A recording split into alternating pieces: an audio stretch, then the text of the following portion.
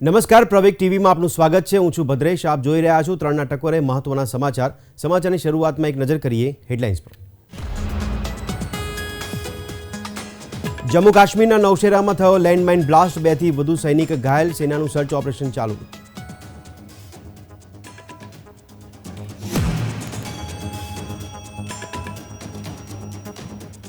Delhi liquor policy કેસમાં ED સમક્ષ કેજરીવાલની હાજર થવાની સંભાવના નહીવત, લોકસભા ચૂંટણીની તૈયારીઓની સમીક્ષા કરવા જશે ગોવા।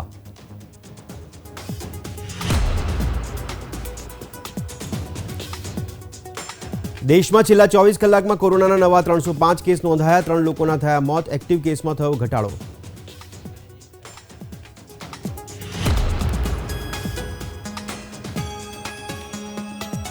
વડાપ્રધાન નરેન્દ્ર મોદીએ રામ મંદિરની ટપાલ ટિકિટ બહાર પાડી, 48 પાનાના પુસ્તકનું પણ કર્યું વિમોચન।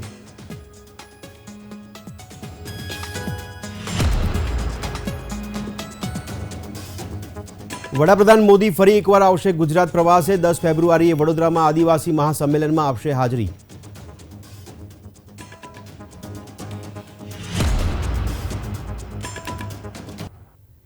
અને હવે સમાચાર જોઈએ વિગતવાર। જમ્મુ કાશ્મીરના રાજૌરી જિલ્લાના નૌશેરા વિસ્તારમાં લેન્ડ માઇન બ્લાસ્ટની ઘટના સામે આવી છે, જેમાં મળતી માહિતી અનુસાર 2 થી વધુ સૈનિકો ઘાયલ થયા છે। નૌશેરા વિસ્તારમાં ફોરવર્ડ ડિફેન્સ લાઇનથી લગભગ 300 મીટર દૂર 80મી ઇન્ફન્ટ્રી બ્રિગેડ હેઠળની 17મી શીખ બટાલિયનની જવાબદારી હેઠળના આ વિસ્તારમાં ઘટના બની હતી। વિસ્ફોટ બાદ ઘાયલ સૈનિકોને તાત્કાલિક એરલિફ્ટ કરીને ઉધમપુરની કમાન્ડ હોસ્પિટલ લઈ જવામાં આવ્યા છે।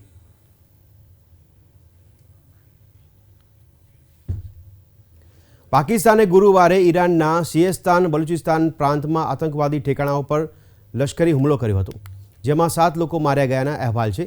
ઇસ્લામાબાદે તહેરાનમાંથી તેમના રાજદૂતને પાછા બોલાવ્યા છે અને ઈરાન સાથેની તમામ આયોજિત ઉચ્ચસ્તરીય દ્વિપક્ષીય મુલાકાતો સ્થગિત કરી છે।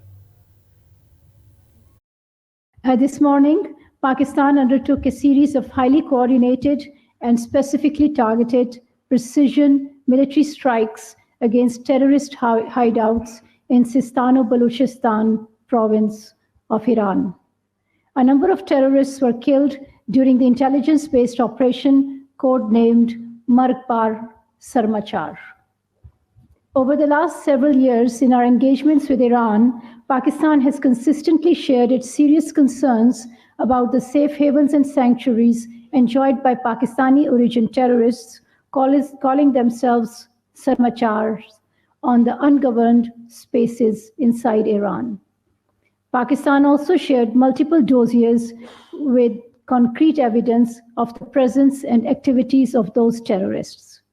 However, because of lack of action on our serious concerns, these so-called Sarmachars continue to operate against Pakistan with impunity. Delhi excise કૌભાંડ કેસમાં દિલ્હીના મુખ્યમંત્રી અરવિંદ કેજરીવાલને ઈડીએ ગયા અઠવાડિયે ચોથી વખત સમન્સ પાઠવ્યું હતું, પરંતુ તેઓ એક પણ વખત ઈડી સમક્ષ હાજર રહ્યા ન હતા। કેજરીવાલ 18મી જાન્યુઆરીથી ગોવાના 3 દિવસીય પ્રવાસ પર જવાના છે। આપના પ્રવક્તાએ જણાવ્યું હતું કે આ તેમનો પૂર્વ નિર્ધારિત કાર્યક્રમ છે, જેમાં તેઓ ગોવામાં લોકસભા ચૂંટણી માટે પાર્ટીની તૈયારીઓની સમીક્ષા કરવાના છે। આથી તેઓ હવે ઈડી સમક્ષ હાજર થશે કે નહીં તે એક મોટો પ્રશ્ન બની ગયો છે।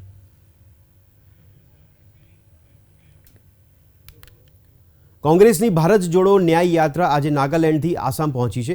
રાહુલ ગાંધીએ સવારે નાગાલેન્ડના તુલીથી બસ યાત્રા શરૂ કરી હતી, જે શિવસાગર જિલ્લાના હલુબાટિંગ થઈને આસામ પહોંચી હતી।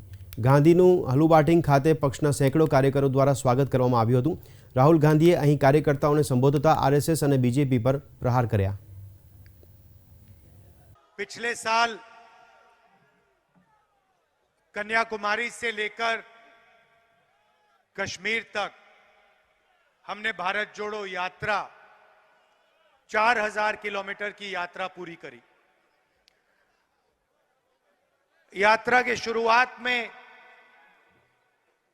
लोगों ने सवाल पूछे, बीजेपी के लोगों ने कहा कि यात्रा का क्या फायदा है, और भारत जोड़ो यात्रा ने हिंदुस्तान के पॉलिटिकल नैरेटिव को बदल दिया। बीजेपी आरएसएस देश में नफरत फैलाते हैं, एक धर्म को दूसरे धर्म से लड़ाते हैं, और इनका लक्ष्य जनता को लड़ाने का है, और फिर जनता का जो धन है उसको लूटने का है। सीधी सी बात है। દેશમાં છેલ્લા 24 કલાકમાં કોરોનાના 305 નવા કેસ નોંધાયા છે। આરોગ્ય મંત્રાલયે આપેલી જાણકારી અનુસાર દેશમાં એક્ટિવ કેસની સંખ્યા ઘટીને 2439 થઈ ગઈ છે, જ્યારે છેલ્લા 24 કલાકમાં મહારાષ્ટ્ર, કર્ણાટક અને ગુજરાતમાંથી એક એમ કુલ 3 મૃત્યુ નોંધાયા છે। કુલ સક્રિય કેસમાંથી લગભગ 92% દર્દીઓ હોમ આઇસોલેશનમાં છે।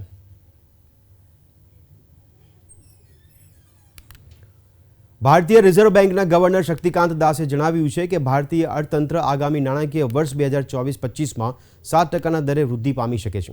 હાલમાં સ્વિટ્ઝરલેન્ડના દાવોસમાં ચાલી રહેલ વર્લ્ડ ઇકોનોમિક ફોરમની વાર્ષિક મિટિંગમાં ભાગ લેવા તેઓ પહોંચ્યા હતા। અહીં તેમણે વધારામાં ઉમેર્યું હતું કે ફુગાવો સાધારણ રહેવાની ધારણા છે। તાજેતરના વર્ષોમાં સરકાર દ્વારા હાથ ધરવામાં આવેલા માળખાકીય સુધારાઓએ ભારતીય અર્થતંત્રની મધ્યમ અને લાંબા ગાળાની વૃદ્ધિની સંભાવનાઓ વધારી છે। શક્તિકાંત દાસે આશા વ્યક્ત કરી છે કે આવતા વર્ષે સરેરાશ ગ્રાહક ભાવ સૂચકાંક આધારિત ફુગાવો 4.5% રહેશે। My sense is that next year, that is in 2024-25, the Indian economy in all likelihood will achieve a growth, GDP growth of 7%. If that is achieved, and we are very optimistic about it, and that is my sense that we will achieve, there is every likelihood that we will achieve 7% next year.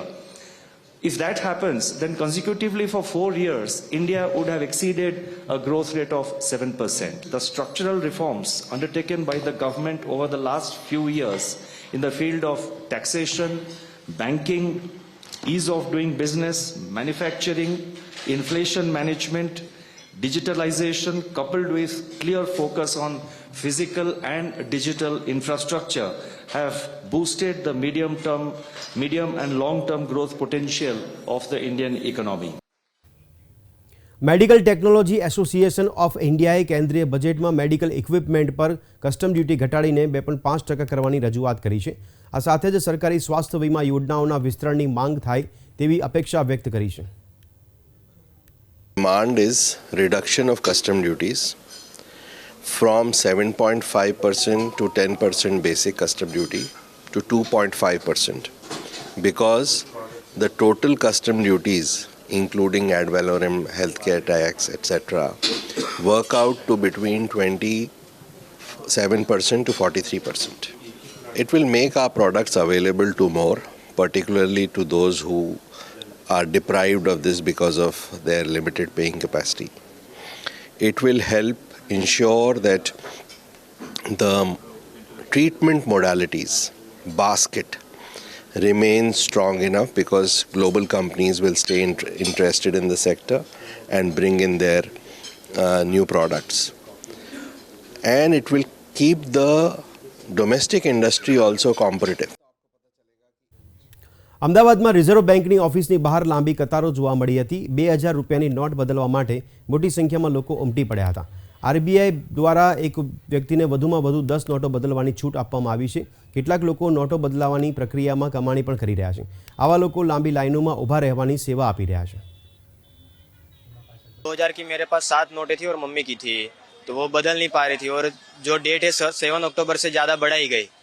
तो हम यहाँ पे आए, 2 घंटे से line में था और आगे लाइन भी नंबर भी आ गया और नोट बदलने वाली है। अब मेरे को खुशी है कि जो मेहनत की कमाई है वो वापस जाने वाली नहीं है हमारी, जो कि लिमिट भी अच्छी है, जो 20,000 रखी गई है, वो हमें बात की खुशी है। यहाँ पब्लिक रोज 20,000 लेके आती है, 500 रुपए उनको देते हैं, 200-500 कुछ भी देते हैं, पर कोई गरीब बस्ती सबको भगा करके, मतलब तो पुलिस वाले मारते हैं, सब करते हैं, तो भी गरीब बस्ती रोज सुबह 3-4 बजे से आके हैरान होती है। खाना भी यहाँ खाते हैं सब लोग, घर में रुपया भी नहीं है, कहाँ खावे, इसलिए हम लाइन में खड़े रहते हैं। 200 भी मिले, 500 भी मिले, 300 भी मिले, 2 नंबर चलता है। क्या ये 20,000 रुपए बदल के आपको कितना कमीशन मिल जाता है? 300 मिले, 200 मिले, 500 मिले, जैसा देवा है ऐसा लेने का। લોકસભા ચૂંટણી પૂર્વે આદિવાસી વોટ બેંકને લઈને ભાજપે મોટી કવાયત શરૂ કરી છે। મુખ્યમંત્રી ભૂપેન્દ્ર પટેલે લીલી ઝંડી આપી વન સેતુ ચેતના યાત્રાનો પ્રારંભ કરાવ્યો હતો।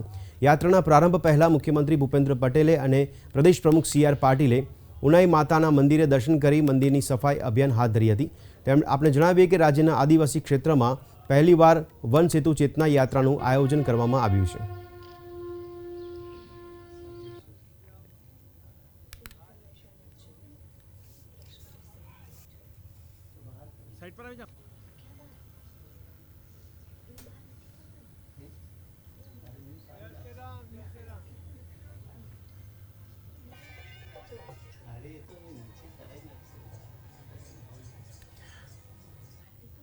તો મળતી માહિતી અનુસાર આગામી 10મી ફેબ્રુઆરીએ વડાપ્રધાન નરેન્દ્ર મોદી ફરી એકવાર ગુજરાત પ્રવાસે આવી રહ્યા છે।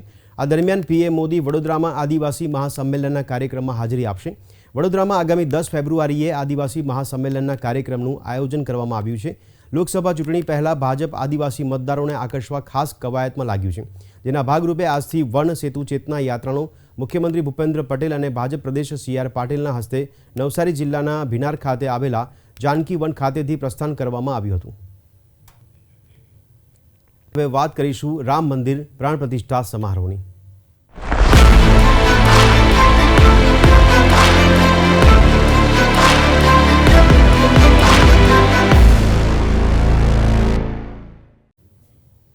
વડાપ્રધાન નરેન્દ્ર મોદીએ શ્રી રામ જન્મભૂમિ મંદિર પર સ્મારક ટપાલ ટિકિટ બહાર પાડી છે। સાથે વિશ્વભરમાં ભગવાન રામ પર જાહેર કરેલી ટિકિટોનું એક પુસ્તક પણ વિમોચન કર્યું હતું। વડાપ્રધાને કુલ 6 ટપાલ ટિકિટ બહાર પાડી, જેમાં રામ મંદિર, ભગવાન ગણેશ, હનુમાન, જટાયુ, કેવટરાજ અને માતા શબરીનો સમાવેશ થાય છે। 48 પાનાના પુસ્તકમાં America, New Zealand, Singapore, Canada, Cambodia અને સંયુક્ત રાષ્ટ્ર જેવા સંગઠનો સહિત 20થી વધુ દેશો દ્વારા જાહેર કરાયેલ ટપાલ ટિકિટોનો પણ સમાવેશ કરવામાં આવ્યો છે। ये टिकट सिर्फ कागज का टुकड़ा नहीं है, ये टिकट सिर्फ कोई आर्ट वर्क नहीं है, ये इतिहास की किताबों, कलाकृतियों के रूपों और ऐतिहासिक स्थलों का सबसे छोटा रूप भी होते हैं। हम ये भी कह सकते हैं कि एक प्रकार से बड़े बड़े ग्रंथ का, बड़ी बड़ी सोच का एक मिनिएचर फॉर्म होता है। आज जो ये स्मारक डाक टिकट जारी किए गए हैं, उनसे हमारी युवा पीढ़ी को भी बहुत कुछ जानने सीखने को मिलेगा। मैं अभी देख रहा था कि इन टिकटों में राम मंदिर का भव्य चित्र है, कलात्मक अभिव्यक्ति के जरिए राम भक्ति की भावना है और मंगल भवन अमंगलहारी इस लोकप्रिय चौपाई के माध्यम से राष्ट्र के मंगल की कामना है। इनमें सूर्यवंशी राम के प्रतीक सूर्य की छवि है, जो देश में नए प्रकाश का संदेश भी देता है। इनमें पुण्य नदी सरयू का चित्र भी है, जो राम के आशीर्वाद से देश को सदैव गतिमान रहने का संकेत करते हैं। मंदिर के आंतरिक वास्तु के सौंदर्य को बड़ी बारीकी से इन डाक टिकटों पर प्रिंट किया गया है। मुझे बताया गया है कि एक प्रकार से पंच तत्व की हमारी जो फिलॉसफी है, इसका एक मिनिएचर रूप प्रभु राम के माध्यम से दर्शाया गया है। अमेरिका, ऑस्ट्रेलिया, कंबोडिया, कनाडा, चेक Republic, Fiji, Indonesia, Sri Lanka, New Zealand, Thailand, Guyana, Singapore, ऐसे कितने ही देशों ने भगवान राम के जीवन प्रसंगों पर बहुत सम्मान के साथ, आत्मीयता के साथ पोस्टल स्टैंप जारी किए हैं। સોમનાથ સ્થિત રામ મંદિર ખાતે શરૂ થયેલું 3.5 કરોડ રામ નામ મંત્ર લેખનનું કાર્ય સંપન્ન થઈ ગયું છે। આ મંત્રો 22મી જાન્યુઆરીએ અયોધ્યામાં પ્રાણ પ્રતિષ્ઠા પ્રસંગના સાક્ષી બનશે। સોમનાથ ટ્રસ્ટના અધ્યક્ષ વડાપ્રધાન નરેન્દ્ર મોદીએ સૌપ્રથમ રામ નામ લેખન સેવા કરીને આ મહાયજ્ઞનો પ્રારંભ કરાવ્યો હતો. લોકો શ્રીરામ મંદિર ખાતે સભા મંડપમાં બેસીને શ્રીરામ નામ મંત્ર લેખનમાં સહભાગી થઈ રહ્યા છે.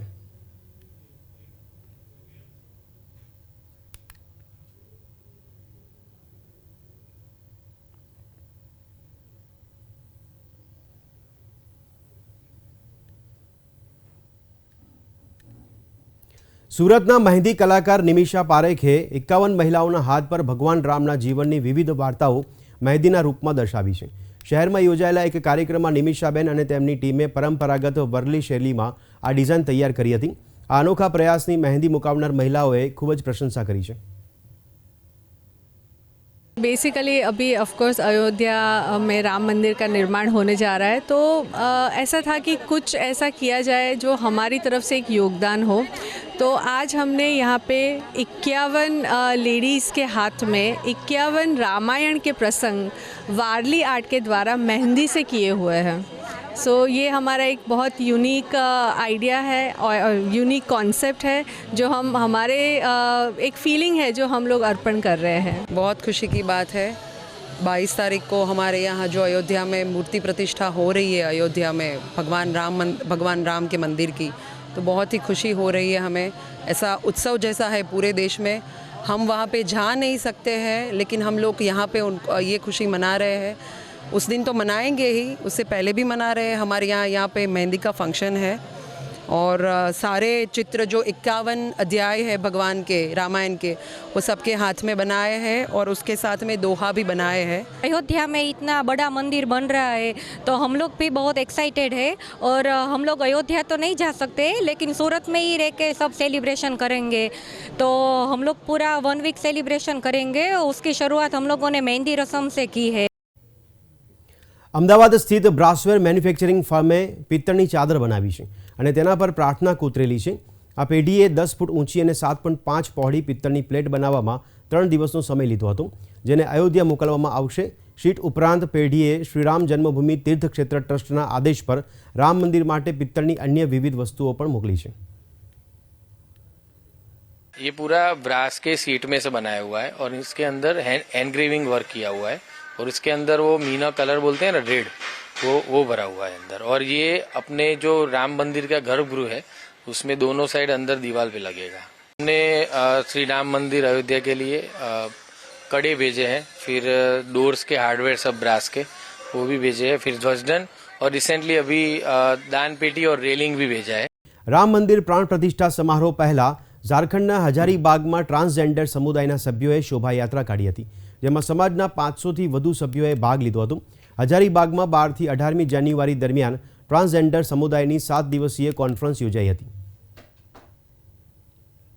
जो हमारे अयोध्या में राम मंदिर बन रहा है 22 तारीख को, जैसे कि नरेंद्र मोदी जी ने कहा था कि 22 तारीख को उसका ओपनिंग है, तो उसके उद्देश्य में भी हम लोग खुशी मना रहे हैं कि हमारे रामचंद्र जी आप अपने घर आ रहे हैं, अपने महल में जा रहे हैं.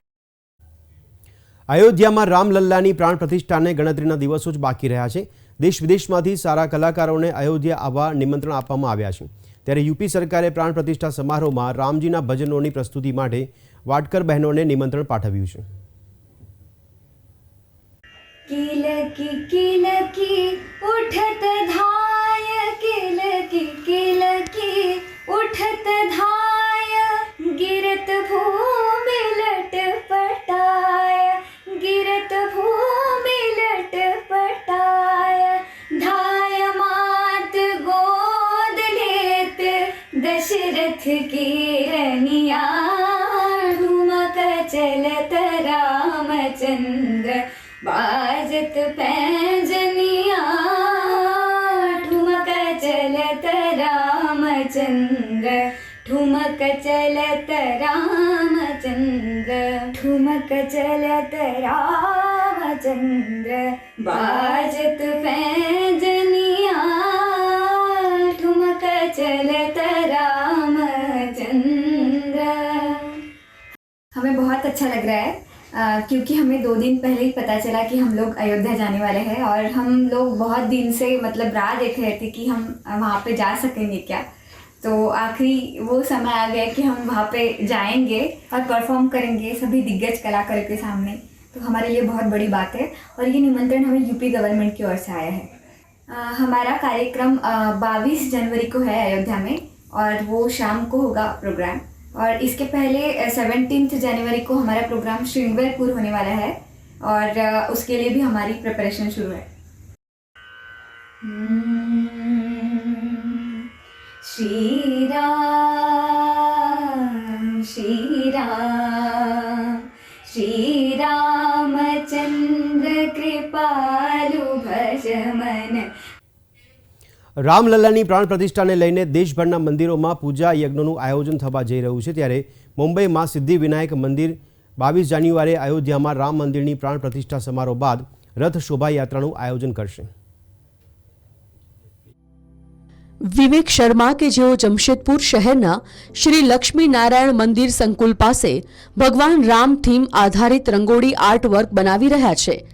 प्राण प्रतिष्ठा पहला तेओ आ रंगोળી समाप्त करवानो दावो करी रहा है।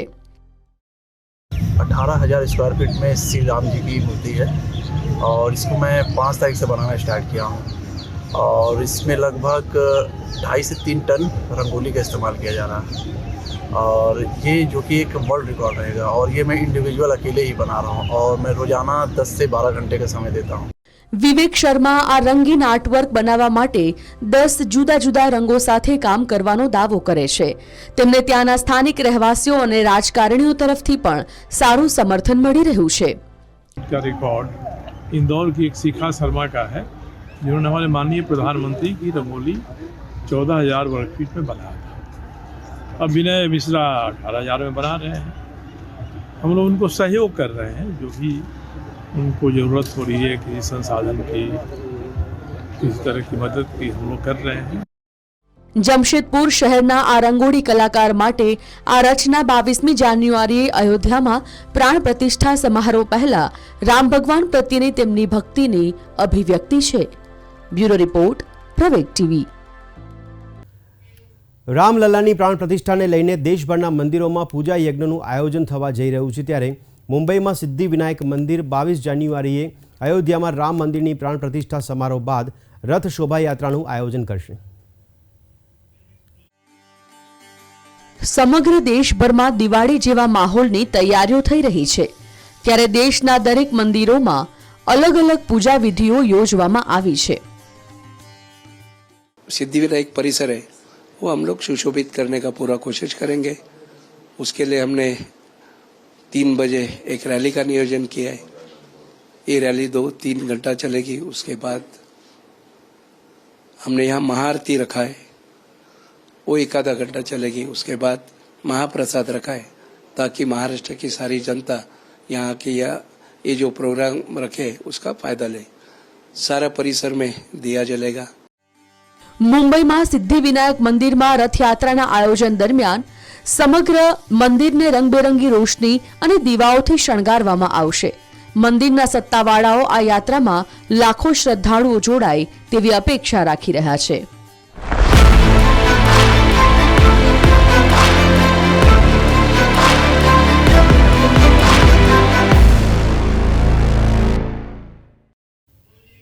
તો આ હતા અત્યાર સુધીના સમાચાર। વધુ સમાચાર સાથે ફરી મળીશું, ત્યાં સુધી આપ જોતા રહો પ્રવેગ ટીવી। નમસ્કાર।